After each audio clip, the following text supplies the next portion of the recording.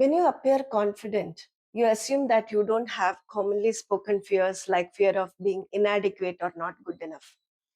Little did I know that I also have those fears, which is very commonly spoken, but it was just showing up in a different way. Or rather, I was interpreting it in a different way. Life has a way, certain experiences will throw light on certain deep seated fears which you have. I had a major setback 2 years ago. Days passed, months passed, and it became years, and I was not able to move on from that. So that is when I realized I have to sit with it. I have to sit and understand what are those feelings and thoughts. And that is when I realized that I also have those fears of being not good enough or inadequate. Imagine a closed door and you're sitting in front of a closed door. So a logical person would advise you to say that, okay, it is closed. Why don't you move on and go to the next door or do something else, isn't it? But it is easier said than done because it's very difficult to move on from a rejection or a failure.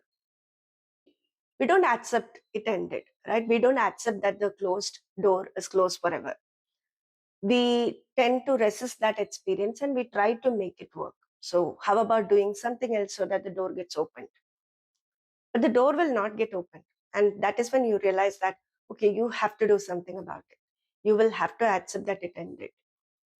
Why it is so uncomfortable? Because if I have to accept that the door is closed, I also have to accept that I am not the chosen one. That is very unsettling because it will make you question yourself. You'll start thinking, did I do too much? Did I do too less? Or am I this? Am I wrong? Maybe I am like this. That is why. So it is a very natural process. You start questioning yourself. You start doubting yourself. You'll feel that you are not good enough and you are being inadequate. It's a very natural process and it's uncomfortable, unsettling. And it is sometimes you resist in such a way with so much of vehemence that you don't want to face this, right? You become more anxious.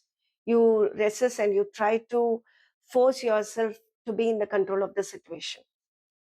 And it takes a lot of time to understand that you have no other choice but to accept that, the door is closed forever.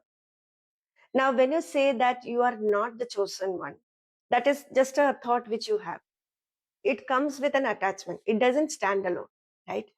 Everybody is chosen by someone, either a friend or a family or maybe a neighbor.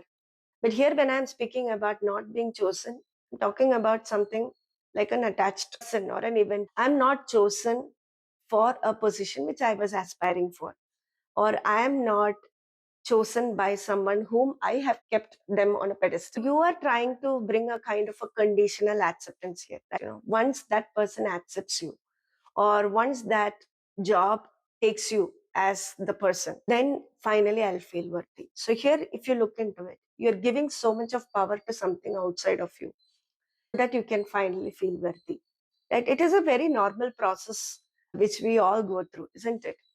We all have this kind of desperate need for external validation, right?